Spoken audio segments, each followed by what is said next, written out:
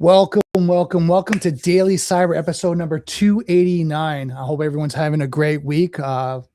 Depending on where you are in this world, if it's evening, morning, afternoon, I'd like to thank you for coming to Daily Cyber. There's a lot of information to cover. I like to thank everyone that's providing comments, feedback, and really just coming out to check out the lives and the podcasts and the streams and everything that we're doing now.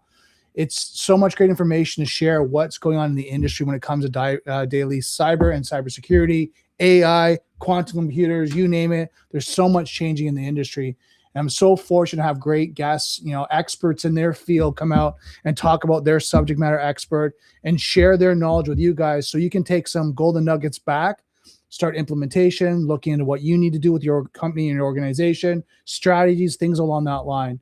So today I have a great guest, Lee. He's a former group leader at MIT Lincoln Laboratories, where he's established the Cyber System Assessment Group, which became nationally recognized center of excellence. He led the group in cyber range development, cyber test and evaluation, cyber red teaming, and cyber exploration, as well as the development of the Lariat graphic traffic generation tool. I'll get him to explain that a little bit more. I might have said that wrong.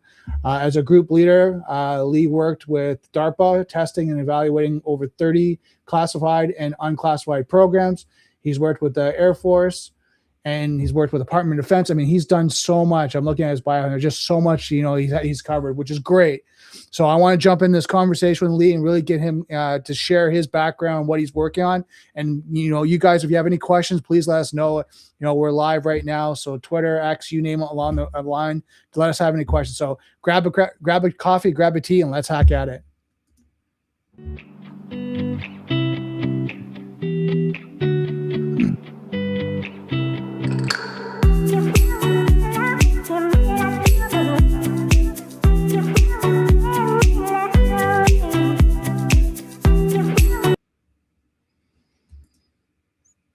Welcome, Lee. How are you doing today? You're just on mute. Give me a second. Let's make sure your audio is working. There we go. Doing great. How are you doing this morning? Sorry, evening. For us, it's the afternoon, right? I'm doing great. It's been busy. It's been a busy week. There's so much going on in the industry, right? As I'm sure we're gonna go and dive deep into just all the changes, transitions, companies trying to figure out where to go, what to do. People breaking the industry, seasoned veterans trying to go, okay, like where do we need to do with our organization? So I'm so happy to have you on the stream and have these conversations with you. Likewise, very exciting. And I was listening over the bio. I was like, yep, that was a few years ago back at the lab. It's good stuff, but relevant. Well, the thing is, let me ask you this. This experience you have, like, how has that helped you through the years to evolve as a subject matter expert in cybersecurity? I think it's, let me put it this way. So when I started at MIT Lincoln Lab, which is one of the premier national labs focused on Department of Defense and helping on, national security, I'd say it was great because you get a lot of exposure to some of the toughest technical challenges, at least for cyber, that we are facing as a country. And then as a technical arm to the government, helping create these environments to be able to test and develop and figure out how our national capabilities are going to work. So you almost get a little bit of preview into the future by working with these premier agencies on these premier problems to figure out how they can do it. So that was the government side of it. And then when we spun out and we created the company 11 years ago, it was a lot more working with, besides the military and the government, it's the commercial company. So you get this military perspective and intelligence community, awesome. But then you work with, say, the top 10 banks, and you work with the cities of Boston and New York and others. And so you broaden the aperture, if you will, to go from, say, the government side and then over to commercial and say, hey, there's maybe some cool tools that are happening over on the government side. But hey, there's some really awesome commercial companies that are doing great work. And you get these nice perspectives. And, now it's we'll probably talk about it a little bit, but transition to AI. We're on the next wave over here with all kinds of new companies that are doing interesting and cool stuff. And I'm older, perhaps similar to some other ones, but you see these waves coming, and it's just nice technology inflection points that the industry and the vendors all adapt to.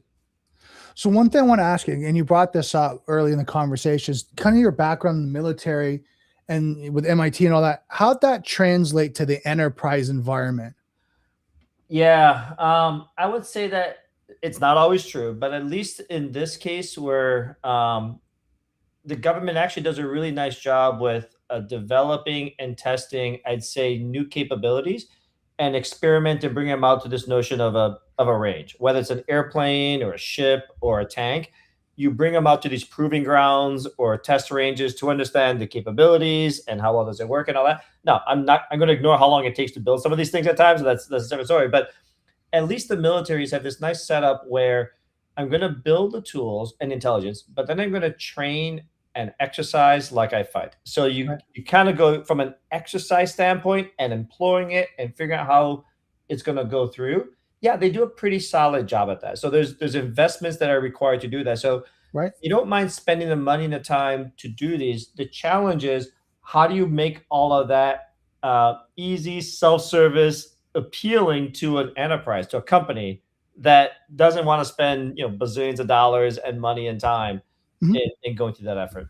But the thing is, did the technology and the solutions and the strategy translate, or did you find one was more risk adverse and or deference of liability because our response, and I'm going to pick a little bit on companies there, Yeah, yeah, right? As you kind of see, it's like, oh, I'll defer to insurance, I'll defer to someone else, my MSP, MSSP, they'll look after that. yeah. I think that's valid. And the question is, what's important for a military? It's you got to be able to perform when the time comes. Cool. So Right. you train to get ready to do that. That's your end goal. For a government or an intelligence, whatever, they got to collect information about Right. other people to do that. For a commercial company, you need to be able to, at the end of the day, they're there to make money. So whether you're a bank or something else, and you're Mhm. trying to balance out security versus the investment that you're going to put into it Right. to shore things up. And to me, people don't really start spending money commercially.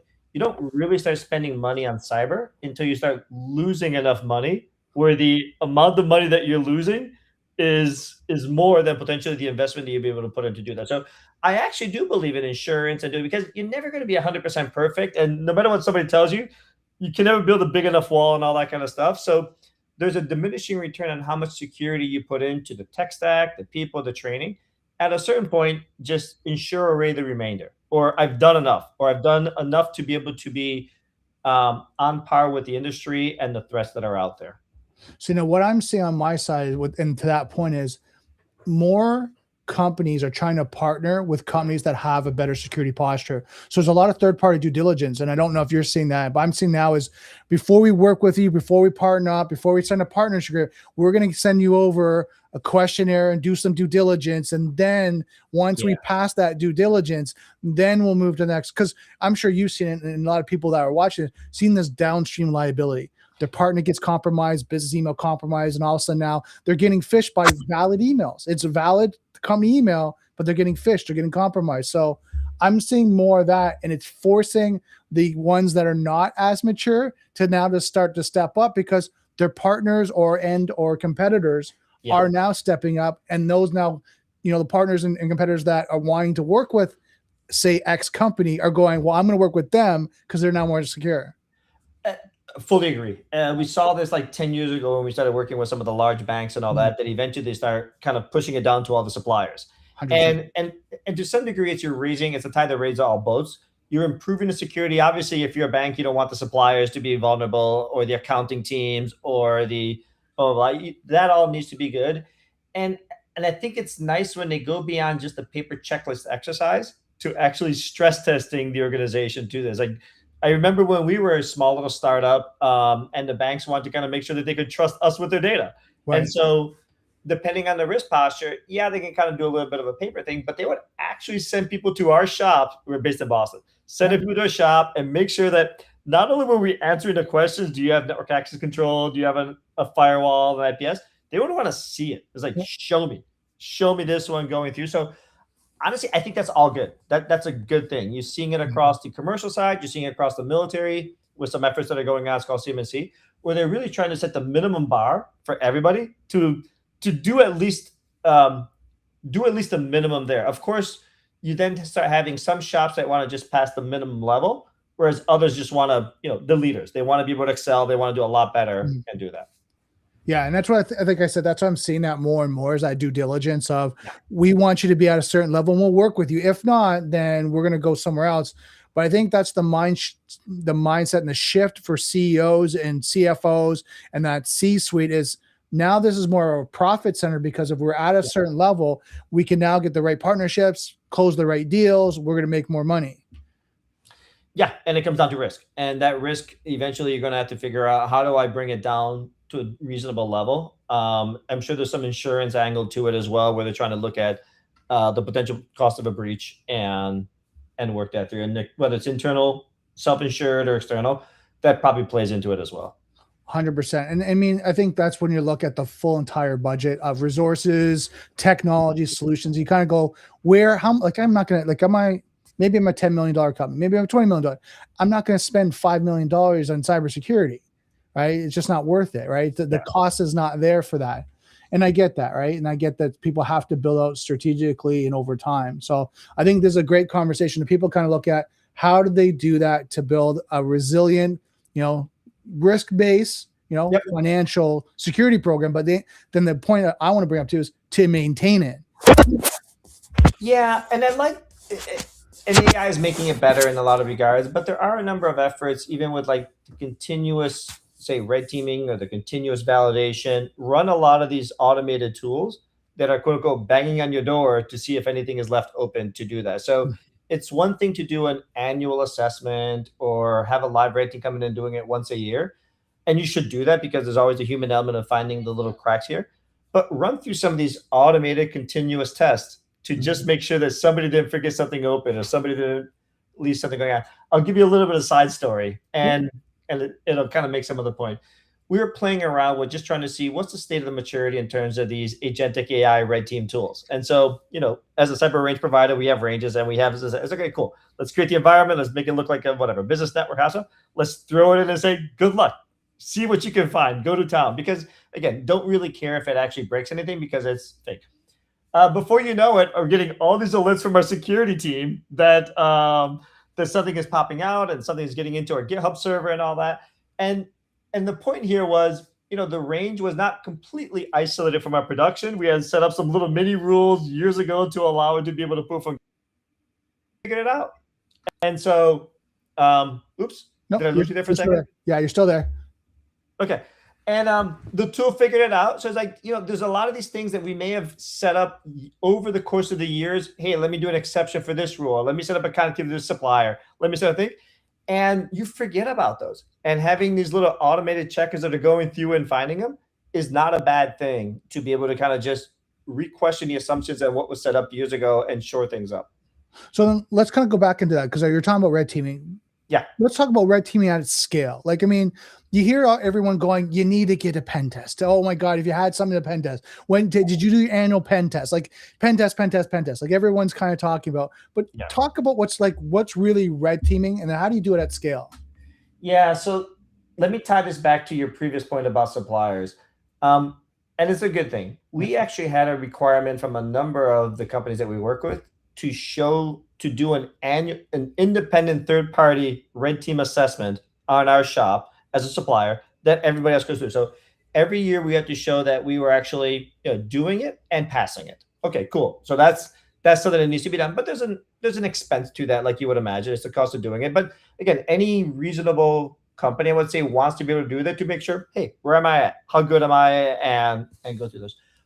There are a number of companies that, yes, do that. And there's a human element that takes time to be able to go through those.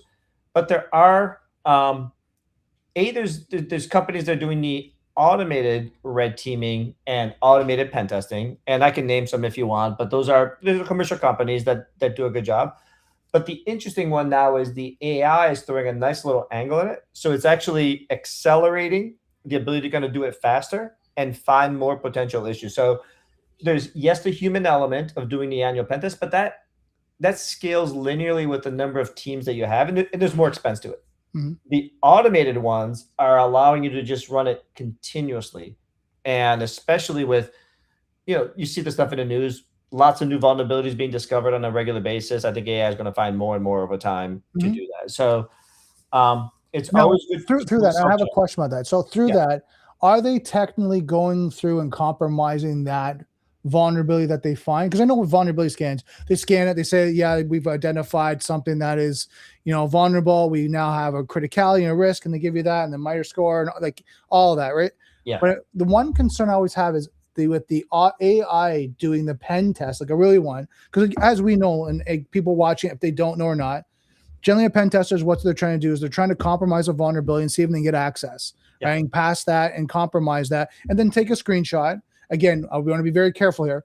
They have rules of engagement. They have a contract with the company. They're not just doing this blindly. So if you're going to do a pen test, and I'll put in quotations here, you have to have rules of engagement, sign contracts, like that.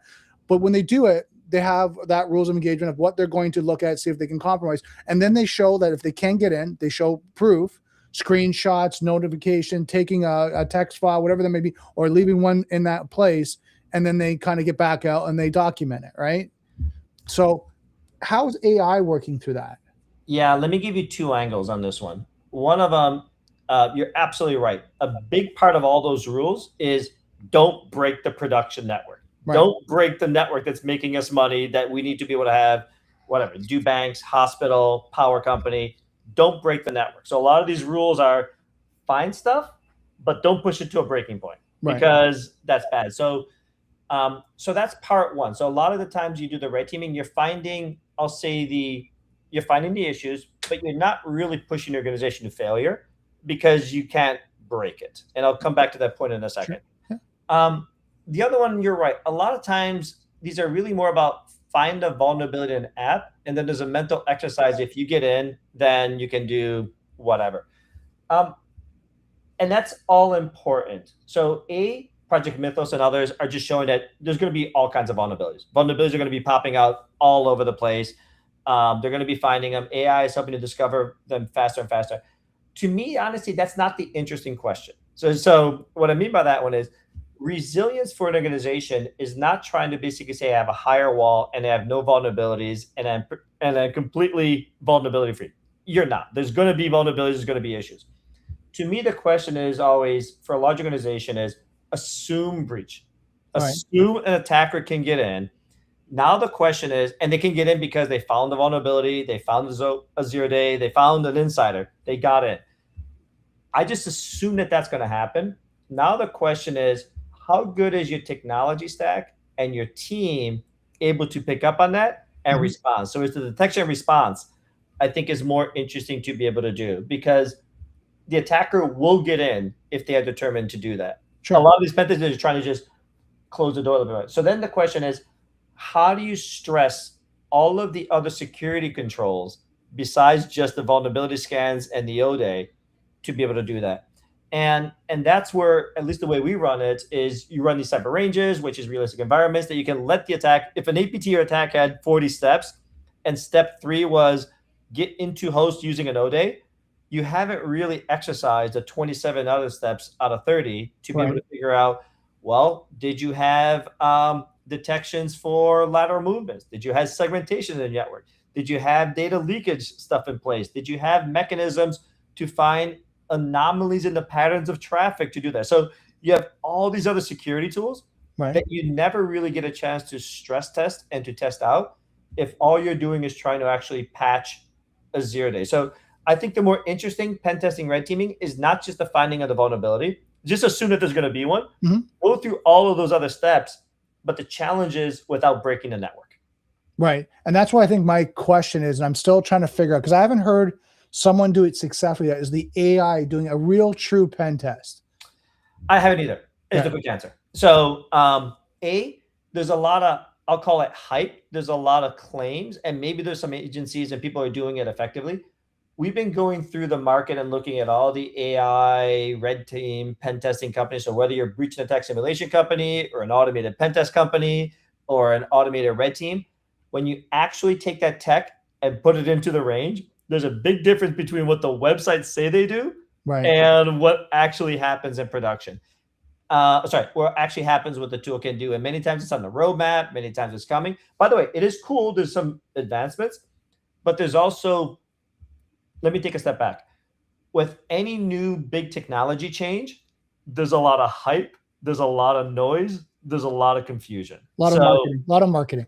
A lot of marketing. Yep. I was out at RSA 2-3 weeks ago, whatever it was, and every booth was AI and agentic. Everything is about agentic. Doesn't matter what the product was. Well, you know as well as I, because you've been in the industry long enough. You know that the big push of next generation. And you go and you talk to sales, and they're telling us next generation, it's next year. Well, what is it? It's next generation. But what does that mean? Like, what actually is the tangible thing? Oh, but it's more innovative. It's more this. Great. That's a lot of description words. Well, what does it actually do? But it's next generation. And I find right now AI is similar to that. It is. Right? Because they're trying to figure it out. And I mean, in time they will. I get that. Right? There's a lot of good companies that are coming up with solutions and things along that line. But I think we're just like the web, innovation, technology, AI, we're at that starting point of what can we really do? We are. And so that's what I'm saying. There's a lot of excitement. There's a lot of money being put into the field for defensive tools, offensive tools, you name it. There's a lot of new companies that are popping up. There's a lot of existing companies that are adding to it. And there's a lot of noise and confusion with all of that. And so in my mind, 2026, a little bit 27 is going to be experimentation. It's going to be trying things out. There's going to be a lot of stuff. I think the market and the stuff is going to start stabilizing. And I'm going to make a number up. Out of the 100 players that are popping around, there's going to be the 4 or 5 ones that gravitate up to do that. Who are they? Honestly, I don't know. It could be the existing player. It could be some existing players that are just dominating. Right. It could be some new company that we never heard about that's going to emerge. You know what, Brendan? It's almost like I make the analogy back to the cloud 10 years ago. Remember how everything, there was this whole thing about Amazon and Oracle, among others, and IBM and Google and Microsoft. There's this big cloud craze. Public cloud is going to be great. And you can picture in every large enterprise, the board and the leadership was like, what is it? How does it impact me? What do I do with it? Right. What is it? How is it relevant? And eventually, the markets solidify with the key players, the enterprises figured out which is the right company to choose and to bet on and to use and to leverage. And now it's honestly mature. Right. The players have emerged. The companies are using it. We're in those, in my mind, we're in those early years right now with lots of excitement, lots of companies, lots of noise, lots of claims. But when you really start sifting through those claims and trying them out, you see that there's nuggets, but they're not quite there. And even the large enterprises that we work with and we talk to and say, hey, which of these have you put into production? Which of you have you actually started using? The answer is not really that many. Right. They're all going through the internal pilots. They're going through the internal experiments to try them out. And there's promise. It's just not quite fully there yet. 100%. Now, you mentioned cyber ranges. Talk a little bit, like, what are cyber ranges and how are they applied? Yeah, no, great question. A range in general, just like I'll call it the kinetic sense, whether it's airplanes or tanks or guns and all that kind of stuff, you go out to a safe, contained environment to be able to try the thing out. Both in terms of pushing the technology to limits, does it work? But then also put the operators in there and use it and go through. So a cyber range is similar to, let me put it this way. Do you remember the movie Top Gun with Maverick and all these guys? So remember how Tom Cruise is out there and he's going up against these young pilots that are going through? They're effectively on a range. They're basically going out, they're flying, they're training, they're pushing the aircraft, pushing the pilots to the limit, every day coming back, doing the after action, what worked, what didn't, how did I kill you, how did I stop you?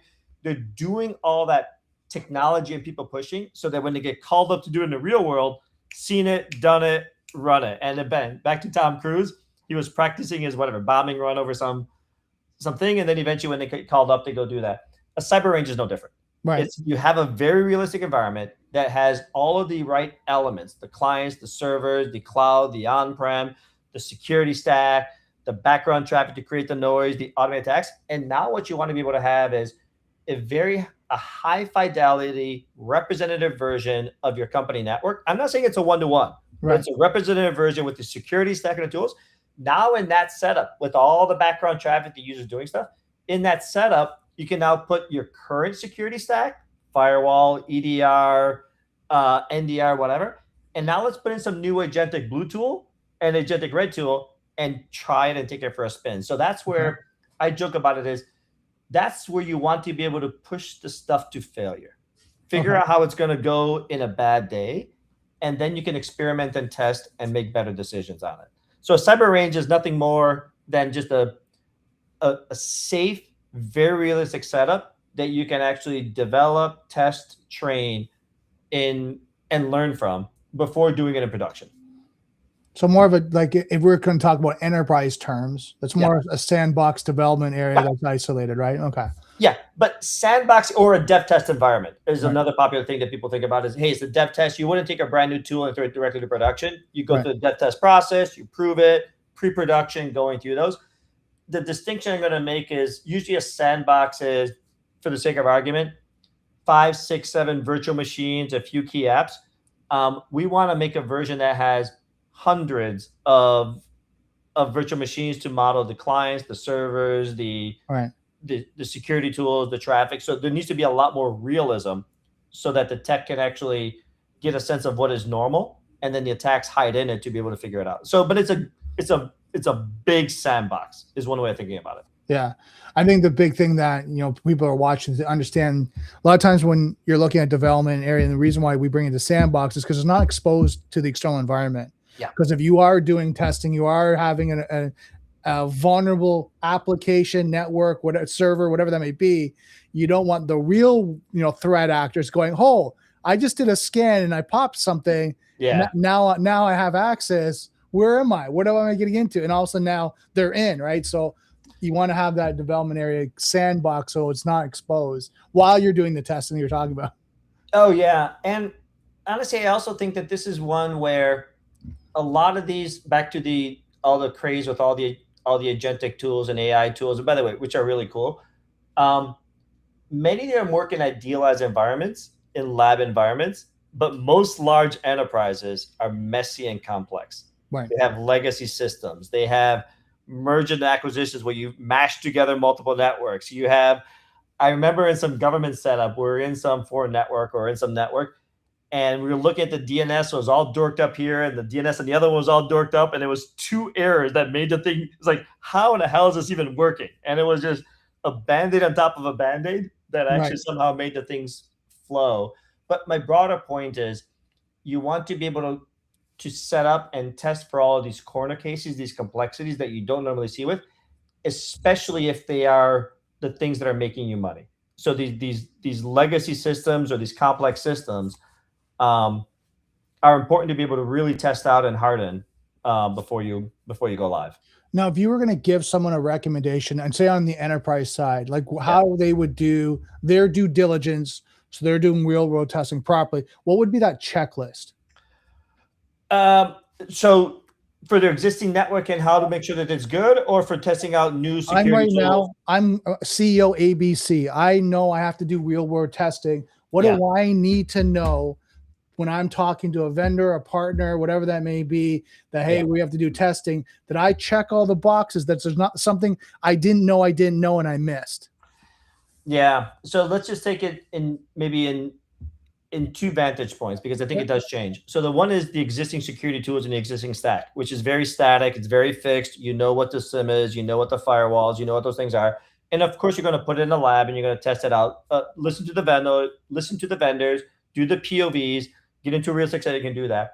So I think you would go through that process right now of baselining, where are you currently in your, like, large enterprises many times have many more tools than they actually use. So typically the number is about 150 security tools.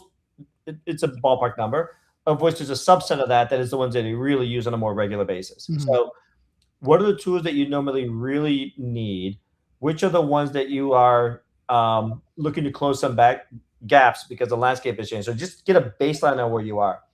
I think the question then becomes, where does the AI and the agentic, all the stuff that's out there, and there is value, which of those are going to be the right ones for me? So now the question is, how do you test some of the new agentic solutions with your existing stack? And that's hard to do without, I'll call it the large sandbox or the range and all that kind of stuff to do those.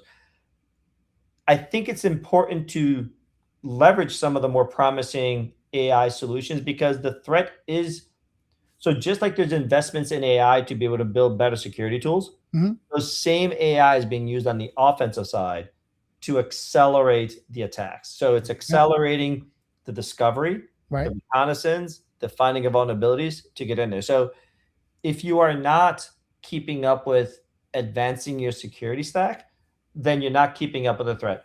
But to answer your question, the way we've always tackled it and we've always looked at it is we call it an AI proving ground. Let's get it in a realistic setting, realistic environment that you can actually see how well the tool performs against a suite of automated, sophisticated attack scenarios with a representative version of your network that may have some key applications with all the traffic in there. So that's when you're really going to be able to figure out how well does this perform, A, individually, but then B, with the rest of my stack. Right. Once you have a good baseline on it and you can push it with all the more sophisticated attacks and see how it does in a more destructive mode, I shouldn't say that, in a way that you are not afraid of breaking production, you can really start stressing the tool. So push the tools to the limit is what I like to think. Push them to the breaking point.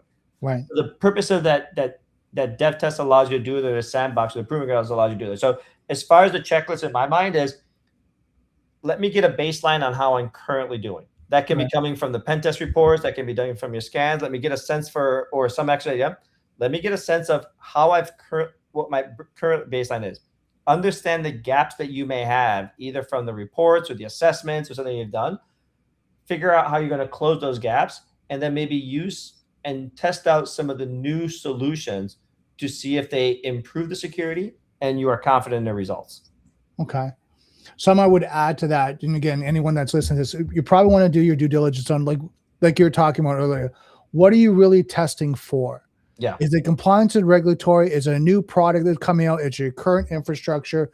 Understand your scope, right? And what's your rules of engagement and timelines? Like, can they do that in the middle of the day?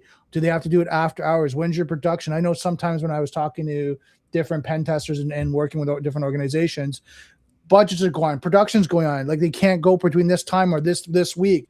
Testing can't happen.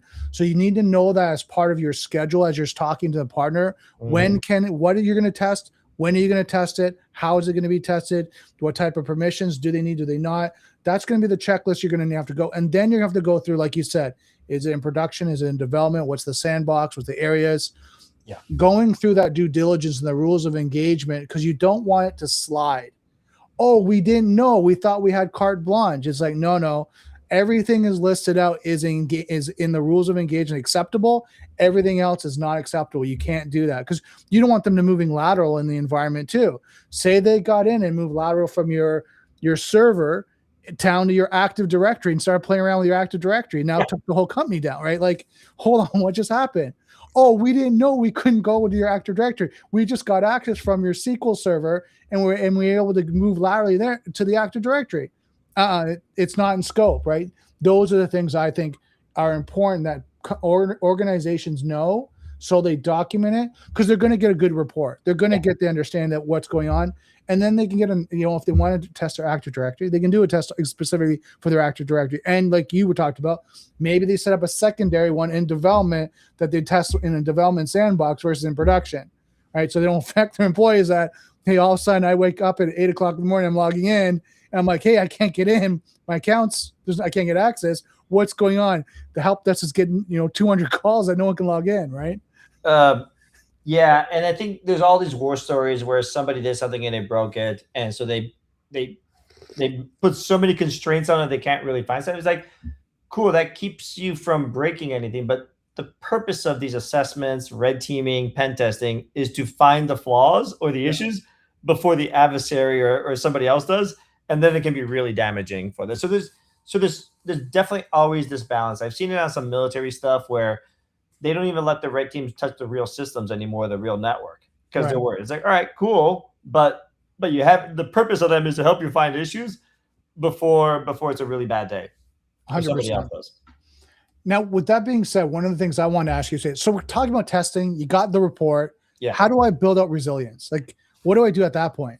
Yeah. So I think that one is, I look at it as two parts. There's the resilience on the stack, which is the security tools. How do you make sure that you have a whole series of think defense in depth? It's not just a bigger firewall and it's a better thing. How do you actually find all of the other patterns that you may see over there. We were talking a little bit before about detecting lateral movement, and it could Right. be just finding deviations to normal traffic patterns that are going on, or it could be finding some ways to that. So let's make sure you have a nice set of tools that are finding across the kill chain various things to it. That's the technology side. But I think resilience to me is the combination of the tech and the people. So Okay. in other words, you can have a great security tool, but if the operators don't know how to use it, don't know how to actually take advantage of it and go through, not useful. Likewise, you can have great operators, but if they don't have the tools, or a great team, if they don't have the tools, they can't see it. So I think as far as resilience, build a security stack. Make sure that it's actually good via the assessments and the pen testing that you're doing. Awesome. Make sure that you can find things beyond just the vulnerability that you can really exercise on. And then in my mind, you're running some frequency of a team-based exercise or a Mhm. team-based event so that you can actually make sure that the team members leveraging the tech are able to execute the playbooks or execute the investigations, the hunting, the triaging, all that, Yeah. so that they are ready and you have a good sense of it. Run it, seen it, done it. They're not figuring it out in real time. How good. So to me, the resilience is a combination of the tech, the teams that are actually using that tech, and of course, there's the processes that go with it. I've seen some where we're running for picture top five bank. We had a model of their network, had it all set up in there, have the security tools. This is a more sophisticated one. So they wanted to stress over a 24-hour period, 3 SOCs, one in the US, one in Europe, one over in Asia, shift handover. And you know what? They were running through that. One of the leads and the manager was just collapsing under pressure. You know Right. how it was just one of these things where some people handle pressure really well, Mhm. others they're just overwhelmed. And you know what? We found that it wasn't a tech problem, it was a people problem Right. they were going through or finding those. So to answer the question, resilience to me is effectiveness of the stack, effectiveness of the team. And I think what you want to be able to do now is also balance this out with, yes, I have my standard attack scenarios that the red team is doing. What if I infuse it with agentic and AI based attacks? Mhm. How does my current stack and team react to fast moving automated scenarios? Right. And I think, like you're talking about, totally agree with everything you're saying. I would add the stress test and the tabletop exercise. Like, Oh, yeah. right, the tabletop exercise, kind of that stress test. Yeah. Where it happens is you're in. See, when I did several tabletop exercises, lots of them with organizations, and we created the scenario of an actual real IR, a ransomware event, not the point where, okay, I have time to read and I'm going to look for the instant response and I'm going to go over here. And then, hey guys, it's time for lunch. And then we're going to come back. It's no, like, you're running through it like, hey, you just found out this is what happened. Now, what do you do? Okay, great. Now you're meeting with the team right now. The security response team now has a war room that we now spun up. Now, what do you do? Who's going which way? Okay, it's been 15 minutes. Now we have a status update. And it's like, what do I do? And then the real situation, as you and I know, is it is like that. And you have to know the tech stack. You have to know where you're going through your logs, how you're pulling everything. Yeah, honestly, let me build on that. I think Yep. the tabletops are actually really good, more than just the technical. It forces an organization to think through the leadership, the board, the CEO, the CTO, the CFO. All right, what are my reporting requirements? When do I need to talk to the lawyers? When do I need to be able to actually put articles out there? What do I put on social media or not? And so that natural balance between the attack is happening, there's the fog of war, you don't know what's going on, the tech teams are scrambling to try and give some updates while potentially the stock ticker and other things is moving. So that combination of I'll call it the strategic, the leadership team trying to make decisions Mhm. for the business with the technical side trying to answer and come up with solutions under real time pressures Right. is actually really good. We're doing an event coming up. I'm taking a side tangent. There's something coming up in about a month down in Florida in Tampa where we're actually going to be doing a combination of tabletop and range based, but it's for the city. Picture this: Right. a cyber attack hits Tampa in the middle of a hurricane. And Right. what I mean by that, and the cool part is, hey, natural things happen all the time, natural disasters.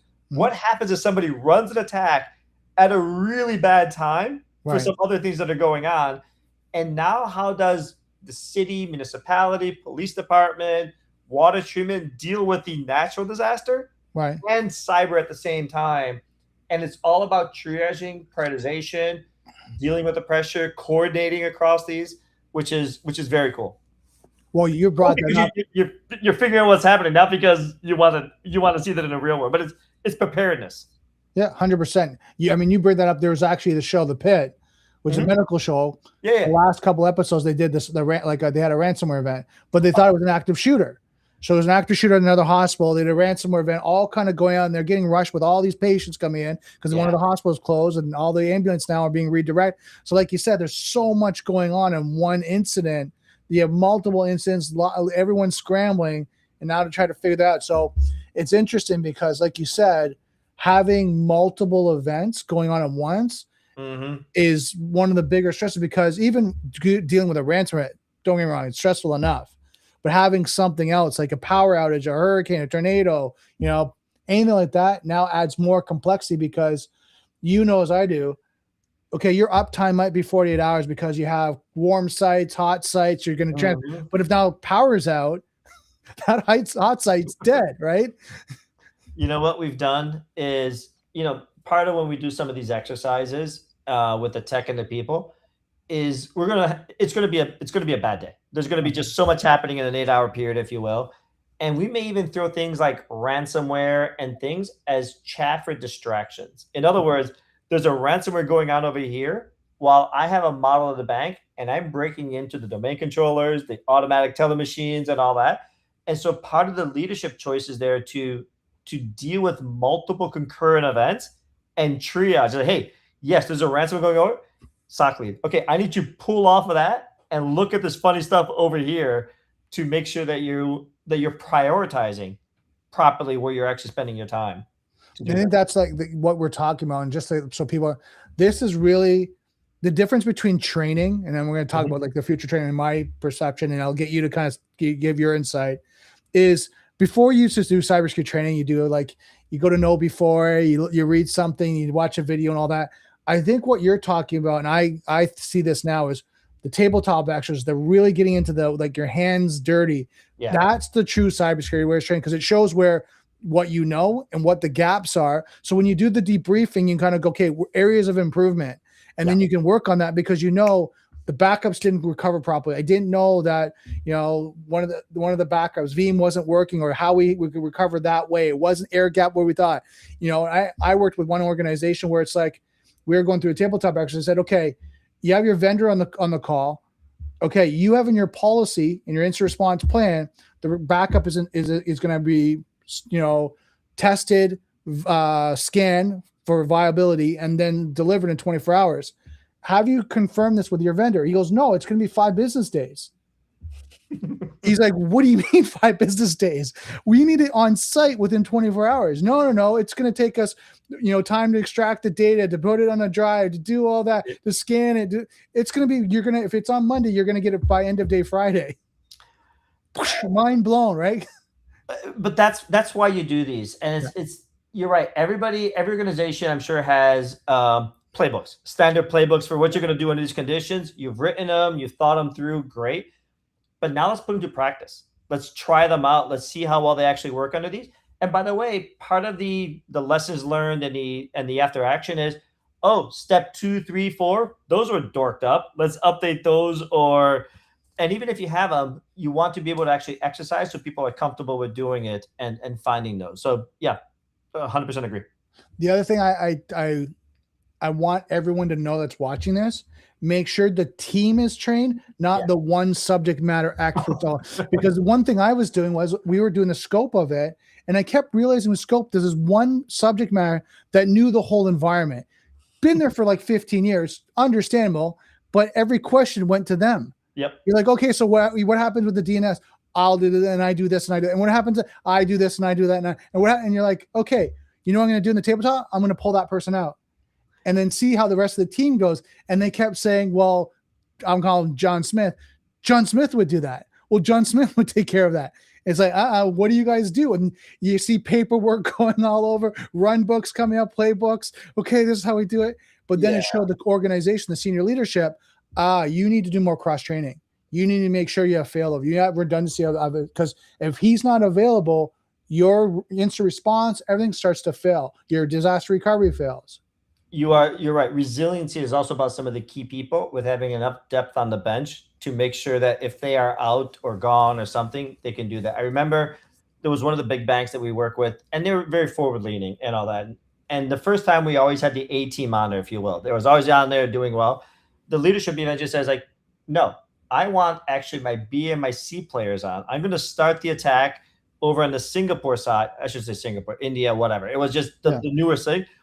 I want the attack to start over there so that by the time it hands over back to my key guys, the full network was compromised, fully was going on. So in other words, the key guys had to basically come in and do mop and recover or mop up, and or they intentionally kept them out to see how the other ones would do and put them into a little bit more coaching mode down the road. But that's part of resilience, which is yes, the stack, yes, the team, but also what happens if you start knocking off tool number 1, 2, and 3, and knocking off team members 1, 2, and 3? How well can you deal under degraded operations?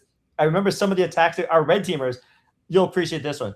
We had our red teamers going and doing stuff. And of course, they're trying to kind of stay ahead of the tools, but they would actually take out, where appropriate, the security tools to blind the defenses to not be able to see that. Okay, cool. So what happens if you don't have Splunk or you don't have Tanium or you don't have the tools? Can you still carry things out to do that? Right. Which is, I mean, it's something that when you do these stress tests, tabletop exercise, it's stuff you need to do, because these are the things that are going to happen in a real life situation. It's not going to be, and this is where you kind of talk to people. It's not going to be, I pull out the instant response plan, disaster recovery, plan, and it just goes 1, 2, 3, 4, and everything works and everybody's happy. We're all having Tim Hortons donuts and coffee, and everyone has it's 72-hour sprint. The backups aren't recovering. Something's encrypted. Things are not working. And they're trying to figure it out on the fly. But at least they have structure of what to do, and they kind of go through it. Versus it's just Hail Mary. Everyone's trying to figure out and throwing things on the wall, right? Let me tie it back to our earlier comment, which is compliance and GRC and leaders versus followers. I think it's good to be able to have a lot of, we were talking earlier about just minimum standards, minimum check, minimum compliance, and there's tools that allow you to kind of quote unquote check the box. And by the way, it's a good thing. You should be able to go down that list and make sure I have a firewall, I have this. That's the minimum bar. But then the shops that we're talking about, tabletops, live exercise, all that, they're not happy with just passing the checkbox. What they care about is, we're going to be leaders. We're going to make sure that we are awesome. We're going to make sure that we're going well above and beyond, because our reputation, our business, or whatever else highly depends upon this. And we're going to go through those extra steps to make sure that we are prepared as an organization to do it. It does take more investment in some of that, but they see some of the downsides of not doing it and go through it. Again, just even based on what you see in the papers, you can tell that even some of the big banks are very forward leaning, even on AI. Some are not quite so much. But the forward-leaning shops are probably the ones that are going to be really excelling in 3-5 years from now as they embrace AI and the tools, versus ones who are just doing just enough. How about that? Well, I think to your point too, is they're going to be the ones that are going to be able to detect and respond, and the incident's going to be minimal compared to one that's not. And you and I know this, is that now the incident's been there for 2 months. They've actually been in the environment for 2 months and doing reconnaissance, versus that other organization caught it within 15 minutes to half an hour, stopped the connection, stopped, reset passwords, got that, and stopped the persistence. And then that person's out, the threat actor's gone. So I saw that when I was working instant response, where one organization did their due diligence, went through training, and they told me like, hey, we had an event. It looked like it was going to be a ransomware event. We detected, respond, the security team was on, they blocked the ports, and they had that checklist they went through, and they had it resolved within an hour. Honestly, that's also where they should be. The longer an adversary is in your network, the more damaging it's likely going to become, as they're poking around, they're sitting in there, they're finding stuff. So that's why, in my mind, it's not about the 0 days or the vulnerabilities. It's about your ability to detect in a timely manner post breach somebody that's in there and moving around. Do you remember back with the SolarWinds with the compromise and the Mandiant? So that's an attack that was, I'll give credit to the Mandiant guys. They found it, they were digging into it. It was like, why is there this funny behavior? They had the skills at the time to dive into it. But that's an example of a life cycle attack on a core business app that wasn't coming from the outside, bouncing through something. It was established. Those are the type of attacks and vectors you want to be stress testing or testing to make sure what happens if I have a compromised router at the life cycle or an insider or this. How well can I as an organization pick up on these and respond when it's more than just app security? Right, 100%. By the way, I'm not saying you shouldn't do app security. You have to do that, but look at each one of those key vectors to figure out how resilient you are. 100%. Now, before we close out, any closing takeaways, anything people you'd recommend? Oh, wow. We're almost up on time. Yeah, I saw the quick thing about maybe the future of cyber training. And you know what? As we go through this, let me maybe touch on this one a second.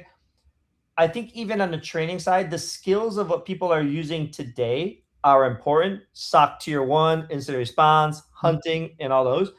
But I think there's an element that the security teams, the SOC, needs to be looking at how do I hire and train and make sure that I have the new set of security skills for not only using the AI tools, but stress testing and making sure that they are safe and effective for the AI students. So there's going to be an element of governance, an element of safety of do I trust, these are black boxes.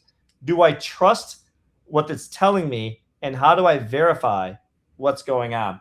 So maybe some closing comments aspects of it is there's a lot of changes happening. They're changing fast. It is impacting enterprises. And now the question is, how do you stress test? How do you prove it? How do you know what's actually going to be good and actually effective to put into production before you're going through? So in my mind, it's always trust but verify. I believe you, but I want to see it. And that goes back to where Lincoln Lab days you're talking. It's all about once I can put it on a range, once I can actually see it operating under real conditions, now I'm comfortable with it. I can understand the operating envelope. I can understand what it can and cannot do. And now I'm making much more informed decisions on where I'm going. So let me pause with that. No, I think that's amazing. I mean, when you think about like everything you talked about, it's really about preparation and planning, right? Be one on your career development, your team, what your staff and where they are in their learning cycle of, are they just, hey, I'm a threat hunter and I do my threat hunting tools and I have my threat hunting methodology and that's what I do? Or are they always going through continuing education and learning and developing the new skill sets? Because you and I know, and I learned this was kind of funny when I was in school at Trias College, they said this, oh, sorry to tell you, you're going to be a lifelong student. So you think you're going to finish this course and be done? That's not the career you chose. When you get out and probably in the next year, everything you learned in this course is going to be obsolete. And I was like, well, that just sucks. I'm going through this course. I'm going to be an expert in, Microsoft. I'm going to do that. And they're like, nope, you're going to go and there's going to be a new version and you're going to have to learn that new version. And there's going to be another version. And you're going to have to learn that. And you just have to go. And I'm like, that set me up for the success because there's always something new coming out. There's always something you can learn. 100% agree. And especially with all these new tools, if you are not learning and discovering and trying them out and experimenting, you're going to fall behind. And that's going to be a challenge. And I would say even for the new students, the people who are graduating the early career, you got to be embracing AI. You got to be embracing the tool. It's your friend. It's your ally. It's assumed almost that you know and have those skills, or it's going to be a challenge. Right. 100%.